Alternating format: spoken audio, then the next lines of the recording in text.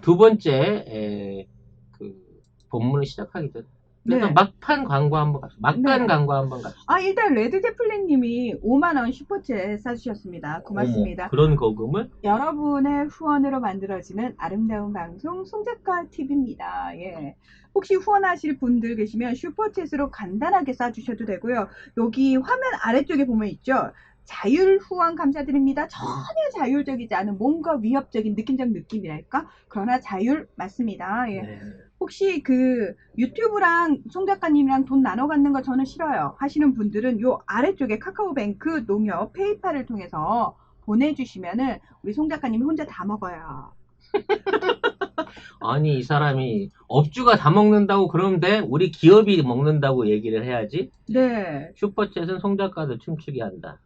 네. 아니야, 슈퍼챗에 춤추진 않아. 아니 한 50만쯤 꽂히면 춤출 수도 있어. 50만 원을 춤추겠다고? 그러지 말까? 꽂지 마세요. 50만 원.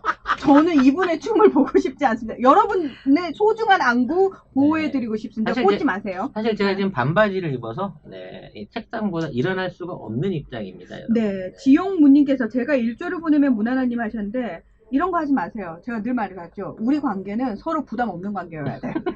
여러분과 우리 송작가TV 제작진의 관계는 서로 부담 없는 관계여야 된다고. 네. 네, 기브앤테이크로 갑시다, 여러분. 네.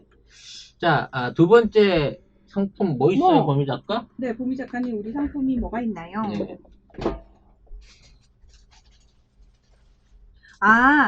진 엘리사벳님이 내가 싫어하는 게 아니고 문하나님이 나누는 거 싫어. 네, 저는 그냥 왜냐면 여러분의 피땀 흘린 노동으로 번 그 돈을 또 굉장히 좋은 마음으로 후원을 해주시는 거잖아요.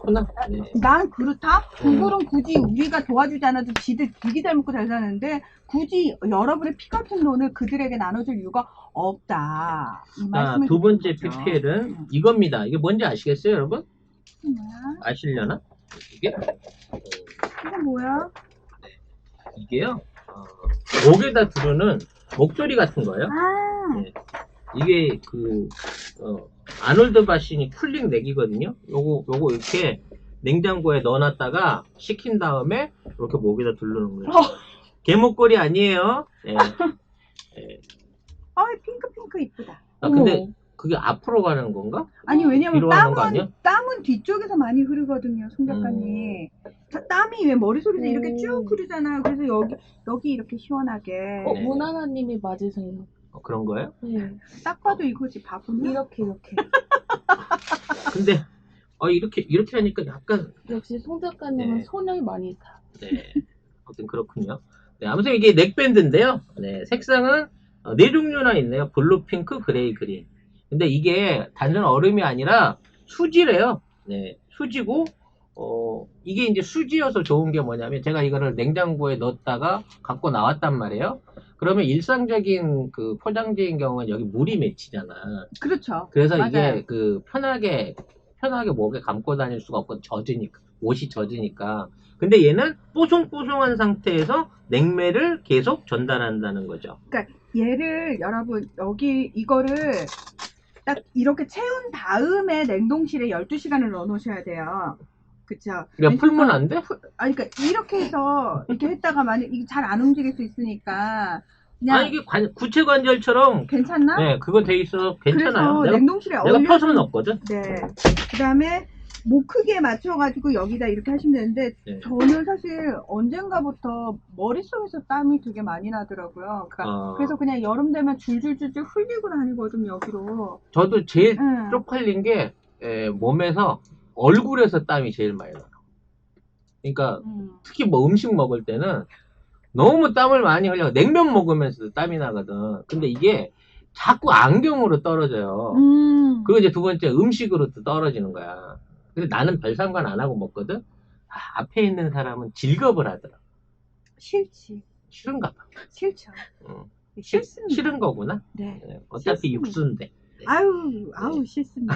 네. 아무튼 그래서 요게 상당히 효과가 있어요. 얼굴에 땀 올라오게 안 하고 머리로 땀 열 안 올라오게 하는데 상당히 도움이 되더라고요. 저 사실 이런 거 사실 되게 가지고 싶었는데. 자기 목 디스크니까 그거 더더욱 있어야지. 네. 그래서 이거 필요하신 분들 1+1 두 개가 22,800원. 아놀드 마시니 국내 생산이고요. 정품입니다. 그리고 아까 말씀드린 대로 수지가 터질 염려도 없거니와 잠수복 예. 원단이래요. 예, 그래서 피부에 달라붙지 않고요. 물세탁도 가능하고. 그리고 향균 코팅과 은나노 세균 감소율 99.9%. 아, 요런 거 사실 또 되게 중요하거든요. 의외로. 근데 왜 이렇게 같은 걸 했는데 네. 자기 거는 사람 거 같은데 나는 가축 거 같은 느낌이 드냐? 여기 왜 충분히 안 채우세요? 이거 충분히 채운 거야 이게. 아, 숨 쉴 공간 주고 채운 건데. 의심스러운데. 네. 네. 굉장히 그 때깔이 잘 나는데 난 영 아니네요. 화면으로 보면 볼수록. 네, 그게 티가 나죠. 네, 우리나라 브랜드랍니다. 우리나라 브랜드입니다. 왜 우리나라 브랜드 이름을 이렇게 어렵게 지은 거야? 아놀드 바시니. 아놀드 파머의 그 일종의 아류인가? 네. 동일 아무튼 제품 다른 시각 효과. 그러니까요. 이게 그래서 괜히 연예인들을 광고 모델로 쓰는 게 아니라니까. 연예인들 옷 입은 거 보고 사잖아요. 그 피 절대 안 나요, 여러분. 저같이 되는 게 이게 정상인 거예요. 이해하시죠? 그럼 네. 안 사고 싶잖아요. 이거 논일하고 반일하는 이 야외 활동 하시는 분들한테 이거 꼭 필요한 겁니다. 네. 네. 네. 화가 나네요. 갑자기 광고를 하다가. 네. 아니, 순대야 뭐야, 그냥. 저는 일단 올여름은 이것 덕분에 머리에서 줄줄 흐르는 땀이 옷을 젖히진 않겠네요. 예. 이거를 제가 아침 9시부터 갖고 나와서 쓰고 있는데요.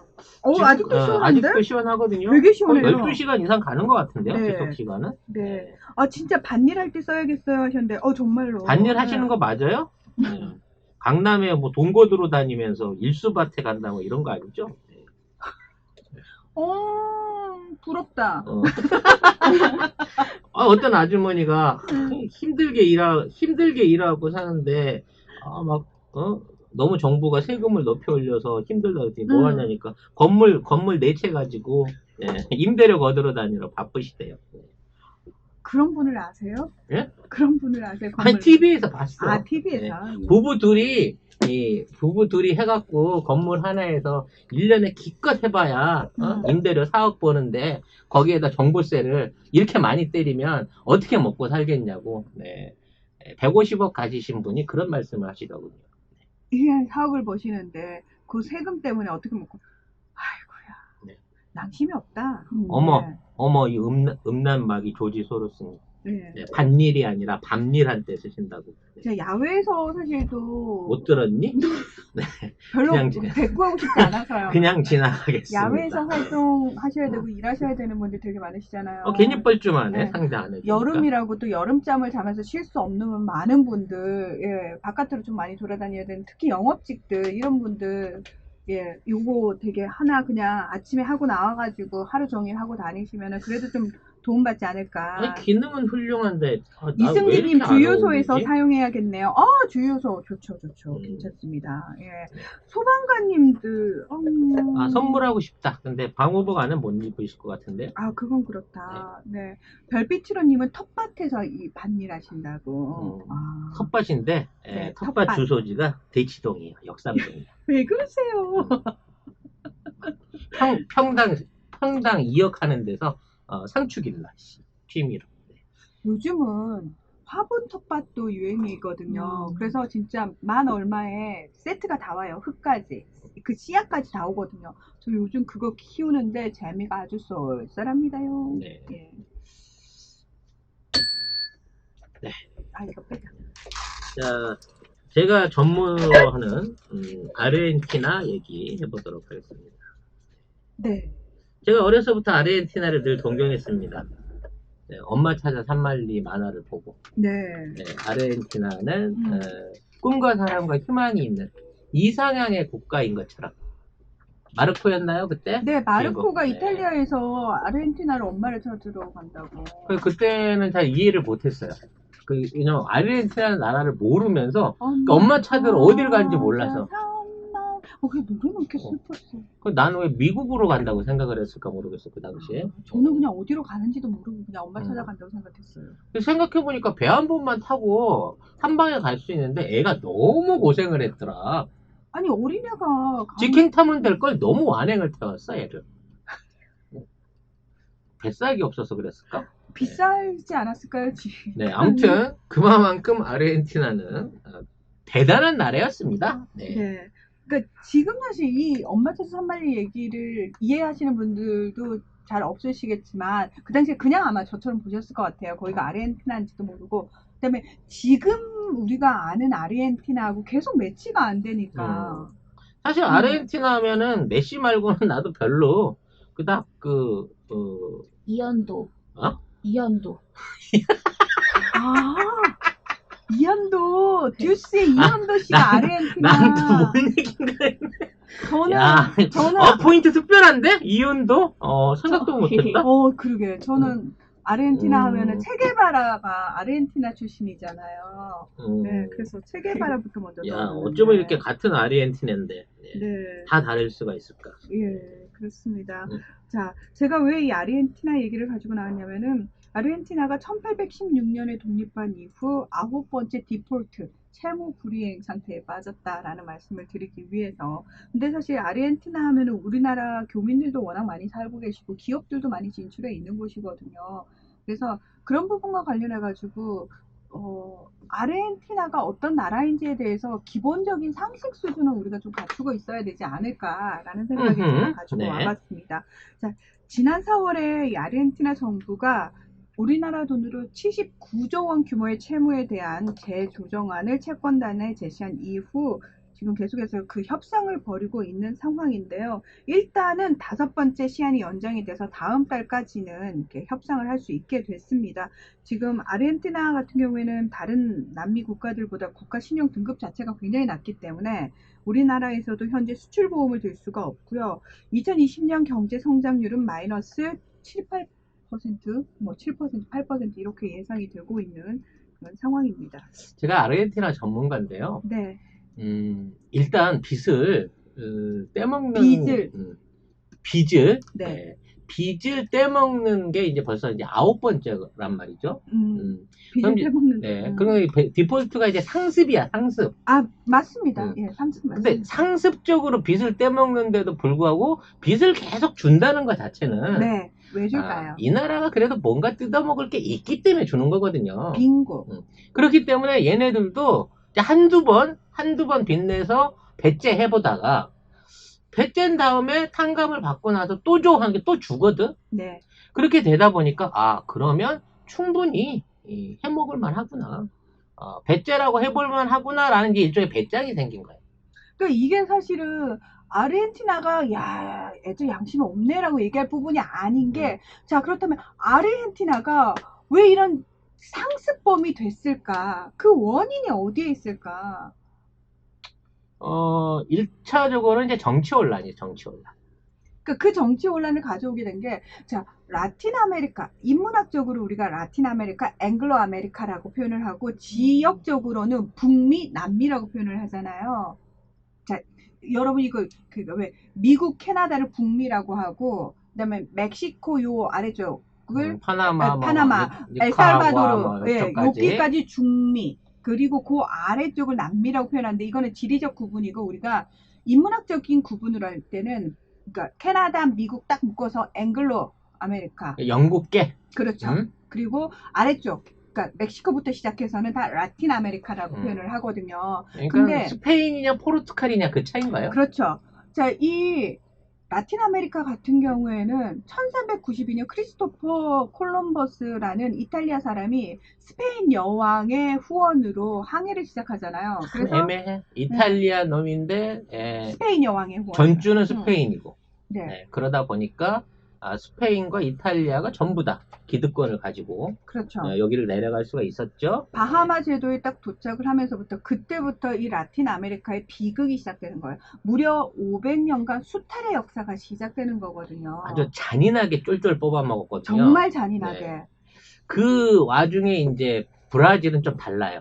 포르투갈이 또 브라질은 들어오거든요. 왜냐면 포르투갈은 이제 브라질을 잡아놓고 쪽쪽 빨아먹지도 못한 상태에서 그냥 반환을 하게 되다 보니까 남미에서도 브라질을 하고 아르헨티나는 조금 입장이 좀 달라요. 그러니까 남미의 많은 국가들, 그러니까 라틴 아메리카의 많은 국가들 중에서 브라질만 포르투갈어를 쓰고 나머지는 다 스페니쉬를 써요. 네. 대충 그러면 이제 일종의 이제 그룹이 좀 지어져 있었을 거고. 그래서 왜 체게바라가 아르헨티나 사람인데 왜 쿠바에서 혁명을 하고 나중에 볼리비아에서 죽었지라고 의문부호가 찍히는데 체게바라 입장에서는 스페니쉬를 쓰기 때문에 모든 부분이 말이 다 통해요. 일단 그 말 통하니까 그냥 그렇죠. 국경도 없고 뭣도 없는 상태에서 옆 그렇죠. 동네 가갖고 자원봉사 좋은 일 많이 하신 거죠, 그분이. 그러니까 남미는 하나의 민족, 하나의 국가, 우리는 하나. 이 개념이 있었던 거죠. 예. 근데 그게 체게바라뿐만 아니라 사실은 지금도 어느 정도는 그 라틴 아메리카 사람들의 공통된 의식 속에 그게 있어요. 그 원래 원주민들이 한 덩어리였고요. 거기 음. 이제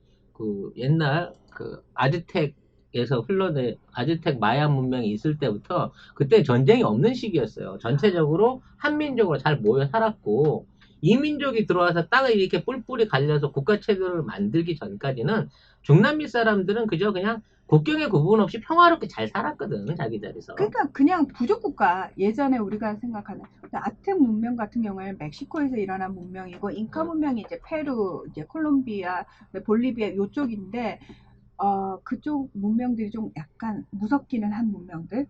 그러니까 식인도 좀 네, 하고 식인도 하고 인신공양도 좀 했다고 하고. 예, 굉장히 좀 끔찍한 그런 문명들이긴 합니다만, 그러니까 그냥 저렇게 부족들이 알아서 이렇게 뚝뚝뚝뚝 흩어져 살다가 지금처럼 우리가 말하는 어느 국가, 아르헨티나, 볼리비아 이렇게 나라가 뚝뚝뚝뚝 나뉘는 거는 근대적인 개념이에요. 이건 서구 열강들이 들어와가지고 선그면서 나뉘어진 거거든요. 예. 그래서 실제로 베네수엘라, 콜롬비아 뭐 이런 나라들이 그란 콜롬비아라고 하나의 국가로 묶이기도 했던 적이 있어요. 뭐 베네수엘라, 콜롬비아 합쳐졌다 갈라지기도 여러 번 했고요. 그렇죠. 네. 뭐 이런 독립의 역사들을 지내오긴 했는데 유독 이제 아르헨티나가 잘 살았던 이유는 다른 지역에 비해서 초원지대가 굉장히 많았어요. 넓었죠. 예. 그리고 이 초원이 굉장히 그 뭐랄까 꾸덕꾸덕하다. 이걸 뭐라고 표현해야 할지 모르겠는데 비옥하다고. 비옥하다 못해 거의 습지 위에 그 유지되는 초원 같은 거였어. 그렇게 되다 보니까 주로 소나 양을 키우는 목축지로 이제 굉장히 좋았던 거죠. 그러니까 우리 학창 시절에 여러분 기억나실 거예요. 팜파스 대평원. 그러니까 아르헨티나에 있는 목축을 하던 그 넓은 대평원을 팜파스라고 얘기를 하거든요. 거기서 이제 목축과 농업을 해서 19세기까지만 해도 농업부국이었죠. 일단 그 남미가 세계 1, 2차 대전에서 일종의 이제 전쟁 포화를 직접 거치지 않았기 때문에 네. 그 상황에서 유일하게 농업이라든지 어떤 목축업이 유지되는 국가였단 말이죠. 그러니까 유럽이나 이런 서구 열강들이 전쟁 때문에 힘들기 때문에 거기서 일방적으로 식량이나 고기들을 막 수출해서 가져갔어요. 네. 옛날에는 이제 그 적도를 넘을 때 이게 농산물, 축산물이 상하니까 이게 문제가 되는데 냉장 기술이 생기고 난 다음에 아르헨티나에 있는 엄청난 농수산물과 고기들이 유럽으로 수출되면서 떼돈을 번 거죠. 그 냉장 기술이 프랑스에서 개발이 되면서 겁나 이제 유럽에서는 싼 값에. 그러니까 남미에서 모두 그러니까 남미는 딱 그거예요. 유럽한테 있어서 얘네들은 다 원자재 도매시장 같은 느낌인 거지. 그냥 재래시장 같은 거야. 가공 없는 재래시장. 겁나 싼 가격에 노동력 착취해가면서 쭉 뽑아가지고 알짜배기는 다 유럽으로 가져가는 거죠. 그래서 그때부터 이제 이주민 대주주들이 돈을 벌었어요. 그러니까 사실 뭐 소를 목축에서 키우는데 목동들 몇 명이 있으면 되잖아요. 땅은 싸고 그러니까 고기 파는 놈이 임자인 거야. 그렇죠, 그러니까 맞아요. 특히 이탈리아계나 유럽계의 이주민들이 이 고기 장사를 해갖고 떼돈을 번 거죠. 그 돈으로 나라를 세우고 이제 사람들을 먹여 살리면서 빈부의 격차를 만들어냈어요. 그러니까 부자들은 굉장히 부자로 살고 가난한 그 목동들은 부자가 될 수 없는 구자가 이제 세습돼서 내려가기 시작한 거죠. 그게 그 식민 기간이 500년이란 말이에요.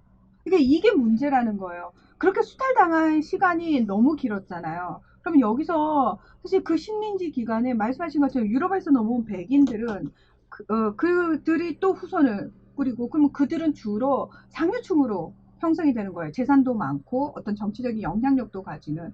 그럼 나머지 거기 원래 살고 있던 원주민들 있죠. 그리고 그 원주민들과 또 백인들 사이에서 나온 메스티조라고 하는 주로 이제 남미의 어떤 인종을 구성한다는 사람들. 그러니까 이게 계급이 또 나뉘는 거예요. 근데 너무 희한한 게 뭐냐면 이 500년 동안 백인들의 입김이 워낙 셌기 때문에 그 남미로 건너온 백인들의 후손들을 크리오요라고 하거든요.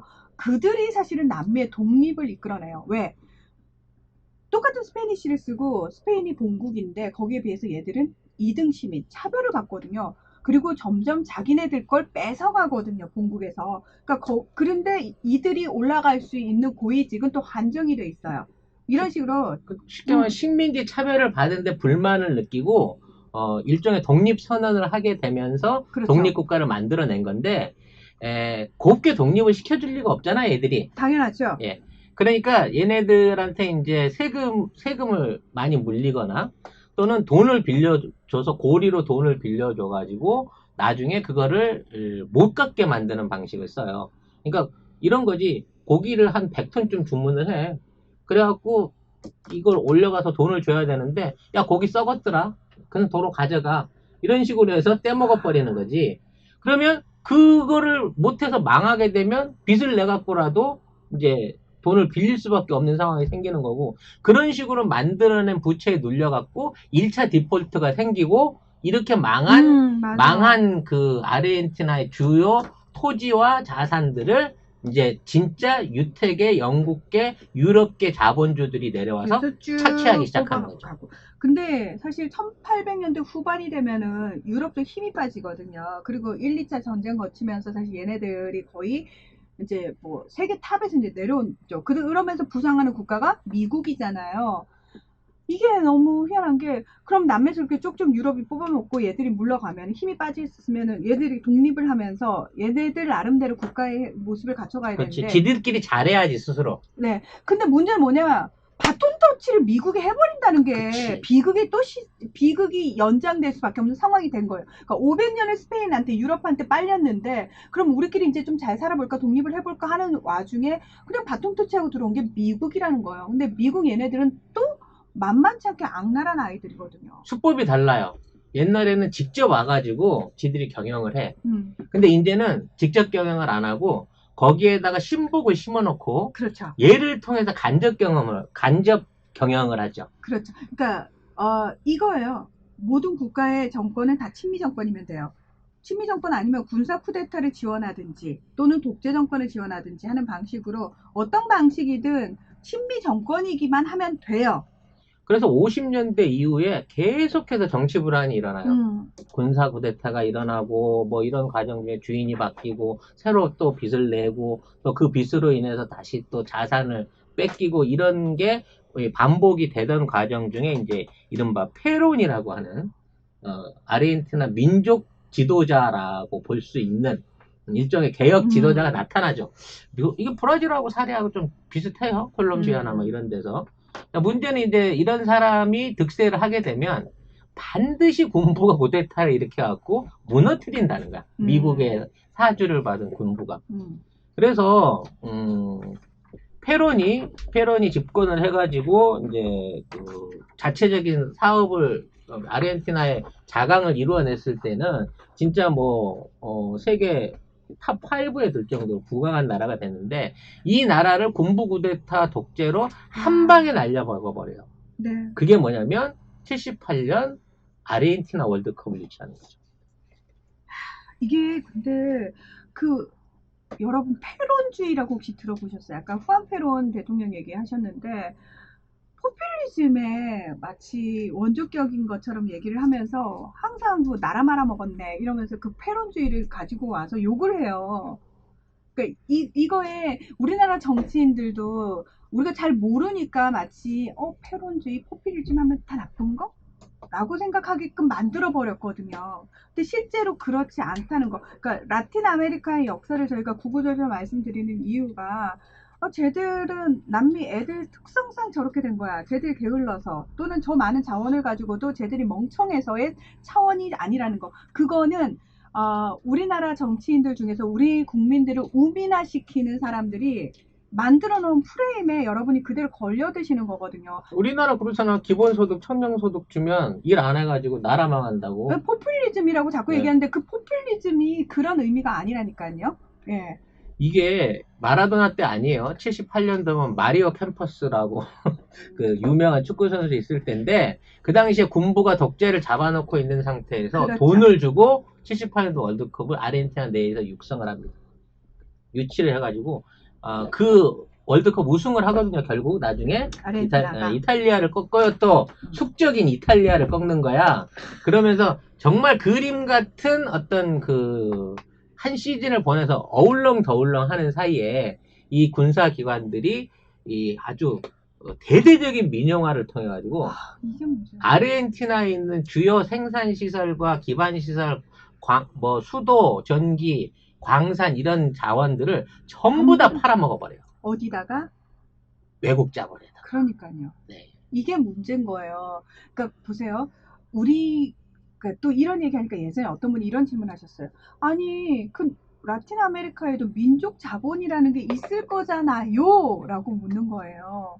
근데 이 라틴 아메리카의 민족 자본이 제대로 활동을 못하게끔 만드는 게 외국 자본들이라는 거예요. 결국은 이 올림픽, 78년 올림픽을 전후해서요.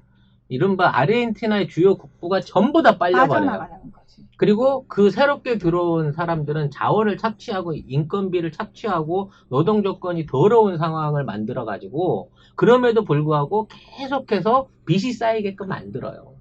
그리고 빚이 쌓이면 당연히 못 갚게 되는 거고 그러면 못 다시 갚고 디폴트를 할 때마다 까주고 새롭게 들어와서 빚을 다시 내주는 거예요. 근데 이런 거잖아. 아니 그럼 뭐 계속 당해도 괜찮은 거 아니에요? 빚을 까주니까? 아니에요. 얘들도 이제 배를 째보니까 얘네들이 들어놓는 게 기본이네? 그러면서 굉장히 잔인하고 철저하게 째버리는 거야. 그렇죠. 어떤 방식이냐면 국가가 돈이 필요하잖아. 그러면 돈을 빌려준다 그래서 채권을 발행하게끔 만들어요. 그럼 아르헨티나가 국채를 막 발행해. 그래서 뭐 10년물짜리 뭐 100억 원을 발행했다. 근데 국가부도가 딱 나잖아요? 그럼 채권이 휴지가 되잖아, 거의. 그러면 100만 원 하던 채권이 10,000원, 20,000원 수준까지 떨어져 버려, 실제로. 그러면 그거 다 사들이는 거야. 사들여. 헤지펀드들이 이때다 이러고 확 사들여. 그 싸게. 100만 원짜리 채권을 10,000원, 20,000원에 사들여가지고 그거를 수천억을 긁어 모은 다음에 돈을 빌려줄 때 자, 내가 돈을 빌려줄 테니까 이날 채권을 원금으로 갚어 이렇게 되는 거예요. 이해가 되세요? 그러면 내가 디폴트가 됐어요. 500억 때문에. 그래서 5천억을 빌려. 근데 옛날에 내가 발행했던 채권을 10,000원에 사간 내 채권을 쟤들한테 100만 원에 대사야 나머지 500만 원을 바꾸는 게 100만 원 선이제 떼가버리는 거야, 얘네들이. 전형적인 사채업자들이 조금 빌려주고 많이 뜯어가는 방식을 반복하고 있는 거란 말이에요. 그래서 제가 사실 이걸 준비하면서 정말 헤지펀드들의 마수에 제대로 걸렸구나라는 걸 알게 됐는데 이거를 이렇게 설명하기 쉽게 지금 송 작가님께서 여러분이 이해하기 쉽게 설명을 해주신 거고요. 전문적인 용어로 뭐라고 얘기를 하냐면은 홀드아웃 채권이라고 얘기를 해요. 그러니까 고수익을 바라는 헤지펀드들인데 말씀하신 것처럼 디폴트가 된 채권을 아주 헐값에 인수를 하고 소송을 통해서 큰 이익을 올리는 일을 상습으로 하는데 이런 헤지펀드들을 썩은 고기만을 먹는 큰 독수리라는 뜻의 부이트레 채권이라고 부른대요. 부이트레. 그러니까 결국은요, 그 다른 나라를 돌아다니면서 경기 좋을 때는 이런 짓 안 해요. 그렇죠. 왜냐면 다른 나라에서 뜯어먹을 게 많거든. 동남아든 뭐 중동이든 딴 데서도 경기 좋으면 이 짓을 안 하다가 경기가 나빠져. 그래서 뭔가 돈의 흐름이 안 좋아. 특히 뭐 코로나라든지 뭐 이런 전반적인 뭐 세계 경제 저기가 안 좋으면 그때 가서 제일 만만한 나라, 노릴 만한 나라가 아르헨티나가 되는 거야. 그러니까 이런 식으로 언제든 이런 헤지펀드들의 먹잇감이 될 수 있는 거예요. 지금 그러니까 그나마 우리나라는 거기서 살아남은 나라라고 할 수 있는 거지. 우리나라는 정말 우리나라도 엄청난 피해를 본 거예요, 사실은. 1997년에 IMF 외환 위기가 왜 왔는데요? 그거랑 똑같은 방식대로 해서 개방화를 하고 우리 그 민족 자본으로 유지되던 은행주라든지 금융주들, 주요 부동산 알짜들 그리고 뭐 여러 가지 우량 기업들 다 많이 뺏겼죠. 그렇죠. 그럼에도 불구하고 우리는 살아남아서 그 자금 세력들하고 견줄 수 있게 되는데 아르헨티나는 그게 안 되는 상황에서 정권이 바뀔 때마다 이렇게 한 번씩 뜯어먹히기를 반복당하고 있다는 거죠. 그러니까 이게 참 안타까운 게 보세요. 근데 뉴스에서는 이런 걸 얘기 안 해요. 기사에서는 이런 걸 얘기를 안 하고 민간 채권단이 굉장히 많은 양보를 해서 몇 번의 그 협상 시한을 연장해 준 것처럼 이런 내용만 계속 나와요. 근데 이게 정말 아르헨티나만의 잘못이 아니고 아르헨티나 애들이 정말 상습범이네라고 욕할 수 없는 부분이 뭐냐면은 실질적으로요. 스티글리츠, 에드먼드 펠프스, 토마 피케티, 이거 21세기 자본론 쓰신 분이잖아요. 카르멘 라인하트 같은 세계적인 경제학자 138명이 공개 서한을 보냅니다. 뭐라고? 그만 뜯어먹어 이 새끼들아. 네. 그러나 이걸 품위있게 얘기하죠. 민간 채권단은 책임있게 접근해라.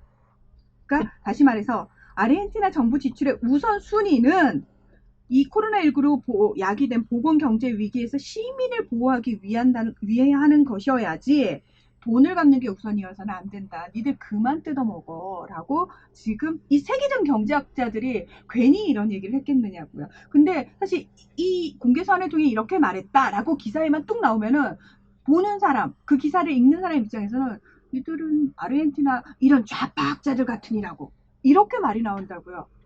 이미 이제 아르헨티나가 가지고 있는 뭐 콩 농장이라든지 팜파스 대농원, 그다음에 일부 얼마 남아있지 않은 국영기업 이런 것들은 전부 다 이제 외국 자본에 팔려 있는 거고요. 그나마 좀 나와 있는 게 이제 자원 채굴 중에 리튬 광산 같은 거예요. 네. 그나마 유일한 게 이 리튬 광산이었거든요. 이게 이제 근데 이제 이 광산이 품질도 좋고 말하자면 채굴에 가면 가능성이 높은 자산이긴 한데 이게 너무 외진돼 있어. 개발하는데 들어가는 비용이 엄청 들어요. 문재인 대통령한테도 찾아왔어요. 공동 개발해달라고. 우리나라는 전기차를 하니까 개발하면 좋기는 한데 여기에 투자될 돈이 엄청난데 문제는 이 나라가 신용이 없기 때문에 다른 나라에서 돈을 빌려주질 않아요. 세계적인 금융권 은행 어디서 투자은행, 일반은행, 뭐 국제은행에서 아르헨티나에 그 돈을 투자하겠다 그러면 아무리 한국이라도 돈을 빌려줄 수 없습니다. 이렇게 되기 때문에 우리 돈으로 수십조를 투자해서 수백조를 걷어 나온다고 하더라도 우리가 할 수 있는 공사 가락지가 안 되는 거란 말이야. 이런 것들을 말하자면 일종의 권리, 일종의 채굴권, 개발권 같은 것들을 헐값에 먹어버리려고 정부를 목을 조이는 거죠. 얘네들은 지금. 그래서 지금 영포에버님께서 지금의 한국은행들 주인은 전부 외국 자본이라고. 그러니까 우리가 정신 똑띠 차리고 더 이상 넘기면 안 되는 거예요, 사실은. 우리 동학 개미들이 다 뺏어와야죠. 다시 찾아와야 돼요. 정말로 네. 다시 찾아와야 돼요. 그러니까 저는 이 상황을 보면서 항상 이 라틴 아메리카 국가들 얘기를 할 때마다 너무너무 이렇게 분노가 치밀어요. 그러니까 이들의 행태에 대해서 너무 분노가 치밀고 이 문제를 정확하게 파악한 체게바라부터 시작해서 뭐 브라질의 룰라 대통령도 마찬가지고요. 그리고 우고 차베스 대통령도 마찬가지고 멕시코의 지금 암노 대통령도 마찬가지고 소위 말해서 좌파 정권들이 들어선단 말이에요. 그러니까 남미가 그걸 몰라서 그걸 내버려 두는 게 아니고 어떻게든 바꿔보려고 좌파 정권을 세우는데 우리가 겪고 있는 거하고 똑같아요. 적폐 이명박근혜 그리고 사실 노무현 김대중 정권 이전에 있었던 그 적폐들이 뿌리가 너무 깊잖아요. 그리고 아직도 힘이 빠지질 않았잖아요. 네. 그러니까 그래서 지금도 계속 그 반동작용이 엄청나잖아요. 우리가 그걸 경험하고 있는데 제가 아까 말씀드린 것처럼 라틴 아메리카는 500년의 수탈 역사라고 말씀을 드렸잖아요. 유럽, 미국 수백 년 된 거면 설사 좌파 정권이 들어서서 1, 20년을 한다고 한들 바뀌겠냐고요. 이건 쉽게 바꿀 수 있겠네요. 그리고 이게 똑똑한 지도자 한 사람이 나와서 되는 문제가 아니에요. 국민들이 그 변화에 개혁에 동참해서 따라가야 되는데 언론 미디어의 선동이나 아니면 뭐 돈 몇 푼의 회유나 뭐 이런 데 다 넘어가가지고 자기 스스로 자기들의 정체성 내지는 정권을 지켜내지 못하는 모습을 자꾸 보여요. 네. 이게 결국은 세계 뉴스와 세계 역사가 우리한테 주는 교훈이 여기에 있는 거란 말이에요. 우리가 위기의식을 가져야 된다는 거지. 대한민국이 올바르게 가는 방향을 우리가 보고 배워야 된다는 거예요. 그래서 이런 뉴스들은 요즘은 토픽에도 안 나와. 이 뉴스를 문평론가가 들고 왔으니까 내가 언젠간 이 꼴 당할지 알았어. 내가 한 2달 전에도 이 국뽕반점하면서 아르헨티나 얘기를 한 적이 있는데 이게 이 꼴 당할 줄 알았는데 결국은 이 코로나 와중에 결국은 터진 거예요. 지구의 허파 아마존에서 온 슈퍼푸드 NK 타이보를 소개해드립니다. 이미 많은 분들이 타이보 제품들 음용하시고 그 효과 체험하고 계시죠? 브라질 정부가 인증한 정품 타이보를 가공한 신제품 NK 타이보 파우더 EX를 소개합니다. 이 타이보 20g을 고농축 동결 건조해서 2g을 한 포에 담았습니다. 물 한 잔을 희석시켜서 뜨겁게 또는 차갑게 취향에 따라서 간편하게 드시기만 하면 됩니다. 기존의 타이보 효과를 더블업 시킨 내 몸의 파수꾼 NK 타이보 파우더 EX. 검색창에 NK 타이보를 검색해보세요. 파켓몰에서도 절찬리에 판매 중입니다. NK 타이보 그러니까 아르헨티나 입장에서도 자기네들도 당한 게 있으니까 베제라가 나올 수밖에. 이게 약간 뭐지 악에 받쳐서 나오는 거거든요. 그렇지. 왜냐하면 최근에 사실 아르헨티나 정권이 다시 좌파 정권으로 바뀌었어요. 그러니까 네. 당연히 이런 일이 일어나는 거예요. 그렇죠. 정권의 목을 조이려고. 그러니까 딱 내가 이 알베르트 페르난데스 정권이 지난 12월에 이제 들어서면서 딱 봤더니 전임 우파 정부에서 쌓아놓은 부채가 도저히 감당이 안 될 정도다. 그래서 그냥 디폴트 선언해버린 거거든요. 무책임해서 디폴트를 선언한 게 아니고요. 우리 지금 이니 대통령도 앞선 정권들에서 쌓아놓은 똥 치우느라고 지금 개고생을 하고 있잖아요. 언젠가 다 치워야 되는데 네. 이 임기에 이걸 못 치우고 또다시 정권이 저들에게 넘어가면은 그런 상황이 생긴다 그러면 이 몇 년 동안 해온 업적은 다 고스란히 사라질 수밖에 없는 거예요. 그래서 민주정부, 진보정부가 20년 이상 집권을 해야 그나마 쓰레기의 바닥이라도 어느 정도 볼 거다라고 예상하고 있는 거고요. 지금도 매일 우리는 그 투쟁의 역사를 뉴스에서 보고 있는 거지. 가짜 뉴스들을 통해서. 아니 정말 여러분 지금 나오는 뉴스들 있잖아요. 저는 국제뉴스 볼 때마다 얘들이 왜 자꾸 미국 주류 언론 그냥 베껴다가 이렇게 개념 없이 쓸까. 그리고 개념을 가지고 쓰는 조중동 애들은 의도를 가지고 쓰죠. 그렇지. 개념이 아니고 여기서 말하는 사악한 의도를 가지고. 그래서 국민들을 호도하기 위해서 뉴스를 양산을 해내고 있거든요. 그래서 우리 국민들이 스스로 똑똑해지지 않으면은 언제든 우리도 아르헨티나 꼴 날 수 있는 거예요. 먼 나라 얘기가 아니고. 그러니까 이 얘기를 적나라하게 해드리는 이유가 우리가 자칫 삐끗하면 우리가 이제 180석 줬으니까 니들이 알아서 해라고 발 떼는 순간 우리도 저런 나락으로 떨어질 수 있겠구나. 플러스 또 하나 제가 정말 드리고 싶은 말씀이 이렇게 나라를 생각하지 않는, 국민을 생각하지 않는 정권을 잡는 시간이 길어지면 길어질수록 사실은 헤어나오기가 더 힘들다라는 거를 우리가 남미를 통해서 보잖아요. 그러니까 이제부터는 절대 저쪽으로 정권을 넘기면 안 된다는 거에 대해서. 그리고 지금 왜 이 정권이 이렇게 더디지? 왜 이렇게 대통령 하나 바뀌고 정권 바뀌어도 아무 소용없네라는 말을 적어도 우리는 하지 말자라고 제가 지금 현실적인 얘기를 해드리는 거예요. 이게 현실적으로 얼마나 힘든 작업인지에 대해서 여러분이라도 정확하게 인식을 하셔야지. 야 대통령 그래 네가 문재인 뽑으라고 그래가지고 내가 뽑았는데 내 삶이 하나도 안 언제 내 말 나아졌다. 듣고 뽑았어.